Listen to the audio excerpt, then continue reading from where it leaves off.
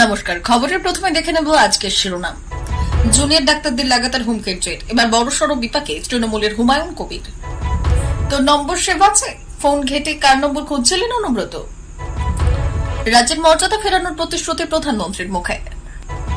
মমতাকে তীব্র আক্রমণ করলেন সুকান্ত।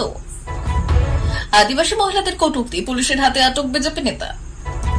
পশ্চিমবঙ্গে আকাশ থেকে পড়ল 1.5 কুইন্টাল ওজনের বস্তু ছিনতাই, বিজ্ঞানীরা। প্রতি মাসে 1000 টাকা দেবে পশ্চিমবঙ্গ সরকার, কৃষক হলে ঝটপট করুন আবেদন। কলকাতা ধর্ষণ হত্যা মামলা, আজিকর হাসপাতালের প্রাক্তন প্রিন্সিপাল সন্দীপ ঘোষের ফাঁসি, আদালতের বড় মন্তব্য। আসছি বিস্তারিত খবরে। একাধিকবার বিস্ফোরক মন্তব্য করে সংবাদের শিরোনামে উঠে এসেছেন তৃণমূল বিধায়ক হুমায়ুন কবির। আজিকর কাণ্ডের আবহে জুনিয়র চিকিৎসকদের আন্দোলনের সমালোচনা করার পাশাপাশি তাদের হুঁশিয়ারি দেওয়ার অভিযোগও উঠেছে তার বিরুদ্ধে। এবার মুর্শিদাবাদের ভরতপুরের তৃণমূল বিধায়কের বিরুদ্ধে বিরাট পদক্ষেপ নিল আইএমএ। হুমায়ুন আরো বললেন, কারোর জন্য আমায় যদি জেলে যেতে হয় তাহলে জামিন পাওয়ার পর 50,000 লোক নিয়ে জমায়েত করব। যদি অপরাধ না করে সাজা পাই তাহলে ফিরে এসে অপরাধ করতে কুণ্ঠাবোধ করব না। বিষয়টি নিয়ে মুখ খুলেছেন আইএমএ যুগ্ম সম্পাদক রঞ্জন ভট্টাচার্য। রঞ্জন বললেন, আজিকর মামলার শুনানিতে সুপ্রিম কোর্টের প্রধান বিচারপতি 16, 17 ও 18 নম্বর অনুচ্ছেদ দিয়ে ডাক্তারদের সুরক্ষা এবং ভয়মুক্ত পরিবেশের কথা বলেছিলেন। সেখানে রাজ্য শাসক দলের একজন বিধায়ক ক্রমাগত ডাক্তারদের হুমকি দিচ্ছেন। ভরতপুরের তৃণমূল কংগ্রেস বিধায়ক ডাক্তারদের মারধরের হুমকিও দিয়েছেন। রঞ্জন বললেন, উনি আইন নিজের হাতে নিয়ে মানুষকে উস্কানি দিয়েছেন। এর জেরে চিকিৎসকদের সুরক্ষা বৃদ্ধির দাবি জানানো হলেও সেইভাবে ব্যবস্থা গ্রহণ করা হয়নি।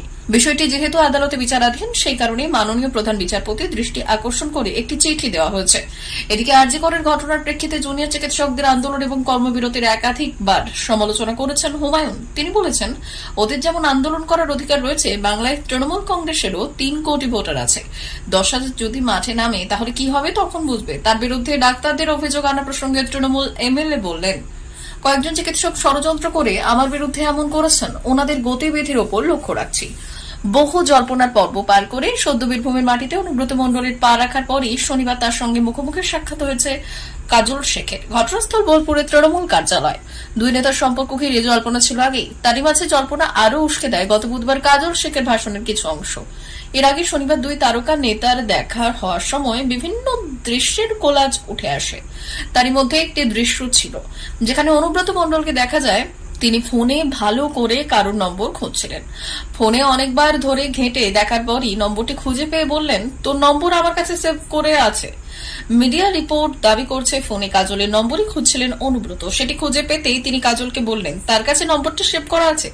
এদিকে শনিবারের বৈঠকে কাজল শেখ ও অনুব্রত মণ্ডলের সাক্ষাতের পর দুজনের মুখেই হাসি দেখা যায়। জানা গেছে নানুর ও সন্নিহিত এলাকার খোঁজ নিয়েছেন অনুব্রত মণ্ডল। তবে সেখানে হাজির ছিলেন নানুরের আরো বেশ কয়েকজন নেতা। শোনা যাচ্ছে কলকাতায় অনুব্রত মণ্ডল চিকিৎসার জন্য যাবেন। সেখান থেকে ফিরেই তিনি কাজল শেখের সঙ্গে বৈঠকে বসতে পারেন। এর আগে বুধবার পার্টি অফিসে কাজল শেখ বেশ কিছু বক্তব্য রেখেছিলেন পার্টি কর্মীদের প্রতি। সেই সভা হয়েছিল অনুব্রত মণ্ডল বীরভূমে ফিরতে।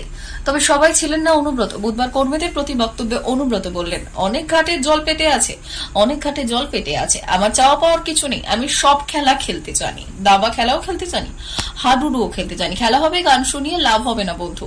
বিধানসভার ভোট হচ্ছে ঠিকই, কিন্তু জম্মু ও কাশ্মীর এই নির্বাচনে ফিরে পাচ্ছে না রাজ্যের মর্যাদা। গণতান্ত্রিকভাবে নির্বাচিত দল বা জোটের নেতা মুখ্যমন্ত্রী হলেও তার মাথার উপর ছড়ি ঘোরাবেন সেই গণতান্ত্রিকভাবে নির্বাচিত দল বা জোটের নেতা মুখ্যমন্ত্রী হলেও তার মাথার উপর ছড়ি ঘোরাবেন সেই লেফটেন্যান্ট গভর্নরই। বিষয়টিকে গোড়া থেকেই তাদের প্রচারে এনেছেন এনসি নেতা ওমর আব্দুল্লাহ ও কংগ্রেস নেতা রাহুল গান্ধীরা। প্রধানমন্ত্রী অবশ্য জনসভায় দাবি করেছেন, জম্মু কি ইয়ে কি পুকার আর রেহি হে বিজেপি সরকার। তার কথায় বিজেপি একমাত্র দল যারা এই এলাকাকে রাজ্যের মর্যাদা ফিরিয়ে দিতে সক্ষম। এনসি কংগ্রেসের মতো দল জম্মু ও কাশ্মীরের পরিবর্তনগুলিতে ক্ষুব্ধ, কারণ তারা আপনাদের উন্নয়ন চায় না। তারা বলছে সরকার গঠন করে ফের পুরনো ব্যবস্থা ফিরিয়ে আনবে, অর্থাৎ সেই বৈষম্যমূলক আচরণ যাতে সব থেকে বেশি ক্ষতিগ্রস্ত হয়েছে জম্মু। বিরোধী শিবিরের মতে যেহেতু জম্মুতে বিজেপির ভিত শক্ত, তারা গোড়া থেকেই জম্মু বনাম কাশ্মীরের একটি লড়াই তৈরি করতে চেয়েছে। তাতে হিন্দু অধ্যুষিত জম্মুর সঙ্গে উপত্যকার মুসলমানদের ধর্মীয় বিভাজন করা সম্ভব। পাশাপাশি জম্মুর কিছু পিছিয়ে থাকা সম্প্রদায়কে তফসিলি জনজাতির তালিকায় এনে তুষ্টিকরণের রাজনীতিও করছে বিজেপি। যে সম্প্রদায়ের একাংশ মুসলমানও বটে, ফলে মুসলমান ভোটেও কিঞ্চিত ভাঙন ধরিয়ে কংগ্রেস সহ বিরোধীদের মঞ্চ ইন্ডিয়ার প্রার্থীকে হারাতেই এই কৌশল। মোদীর কথায় ওই 3টি দল শুধু যে স্থানীয় ডোগরা পঞ্চায়েতকে এবং সম্প্রদায়কে হীনবল করছে তা নয়, তাদের শাসকদেরও অপমান অপমান করছে। সব থেকে দুর্নীতিগ্রস্ত পরিবার কংগ্রেস, আর তারাই কিনা ডোগরাদের দুর্নীতিগ্রস্ত বলে। গত 10 বছরে এখানে সব সম্প্রদায়ের মধ্যে অসাম্যকে দূর করেছে বিজেপি। পাশাপাশি জম্মুতে আরো বিনিয়োগ, আরো বাণিজ্য এবং কর্মসংস্থানের স্বপ্ন তার বক্তৃতায় বুনেছেন মোদী। আরামবাগের পৌরসুরা বিধানসভার মায়াপুরে বিজেপি ত্রাণ শিবিরে এলেন বিজেপির রাজ্য সভাপতি সুকান্ত মজুমদার। বন্যা দুর্গত মানুষজনদের হাতে ত্রিপল ও খাদ্য সামগ্রী তুলে দিলেন তিনি। আর ত্রাণ দিতে এসে রাজ্যের শাসক দল তথা মুখ্যমন্ত্রীকে আক্রমণ জানালেন তিনি। এর আগে মুখ্যমন্ত্রী অভিযোগ করে বলেছিলেন যে বাংলায় একমাত্র রাজ্য যারা কেন্দ্রীয় ত্রাণ তহবিল থেকে বঞ্চিত। কেন্দ্র সরকার বন্যা মোকাবিলায় 1 পয়সাও দেননি। মুখ্যমন্ত্রীর নিশানা কেন্দ্রের দিকে এই প্রশ্নের উত্তরে সুকান্ত বাবু বললেন, মুখ্যমন্ত্রীর মিথ্যে কথা বলেছেন, বিজেপির বিরোধিতা করুন এটা মেনে নেব, কিন্তু ভারত সরকারের বিরোধিতা করব এটা মেনে নেব না। ভারত সরকারের বিরোধিতা করা এই দেশপ্রেমিকের কাজ নয়। বাঁধ মেরামতি নিয়ে তিনি বললেন, গোটা পশ্চিমবঙ্গে কোথাও বাঁধ মেরামত করা হয়নি, উনি সব মিথ্যে কথা বলছেন, টাকা লুটপাট করছেন। আরামবাগ মহকুমাকে বাদ দিয়ে ঘাটাল মাস্টার প্ল্যান সফল হবে না। অশালীন মন্তব্য করার অভিযোগে আদিবাসী মহিলাদের রোষের মুখে বললেন বিজেপি নেতা।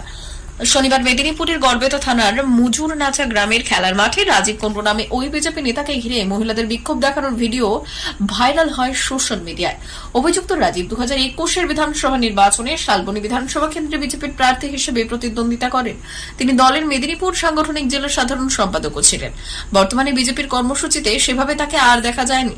পেশায় শিক্ষক এই বিজেপি নেতার বিরুদ্ধে আদিবাসীদের জমি জোর করে আত্মসাতের অভিযোগ রয়েছে।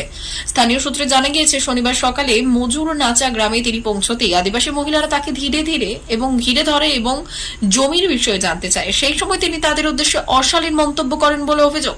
একটানা বৃষ্টির পর রোদ ঝলমলে আকাশ দেখে যে যার কাজে বেরিয়েছিলেন বাঁকুড়ার বহু মানুষ। সবকিছু ঠিকঠাক চলছিল, সকাল সকাল যে যার কাজে ব্যস্ত হয়ে পড়েছিলেন, কিন্তু আচমকাই মাঠে ওটা কি পড়ে আছে। শনিবার সকালে এক মহাজাগতিক দৃশ্য দেখে সকলে রীতিমতো চমকে গিয়েছেন, সেই সঙ্গে ভয়ও পেয়েছেন। বাঁকুড়ার শিমলাপাল থানা ছোট রামবনি এলাকায় প্রবল চাঞ্চল্য ছড়িয়েছে। আচমকাই মাঠে এসে পড়েছে বরফের একটি বড় গোলা। এদিকে যেখানে বরফের গোলাটি পড়েছে সেই মাটিতে বেশ খানিকটা গর্ত হয়ে গিয়েছে। ঘটনার সময় যারা সামনে ছিলেন তারা প্রাণ ভয়ে রীতিমতো ছুটে পালিয়েছেন। ঘটনা দেখে স্বাভাবিকভাবেই সকলেই ভয়ে কাঁটা হয়ে গিয়েছেন। সকলেই বলছেন তাদের জীবনে এরকম ঘটনা কোনোদিনও ঘটতে দেখেননি। বাঁকুড়া শিমলাপাল ব্লকের ছোট রামমণি এলাকায় সকাল থেকে গ্রামের রাস্তার ধারে জমিতে কাজ করছিলেন স্থানীয়রা।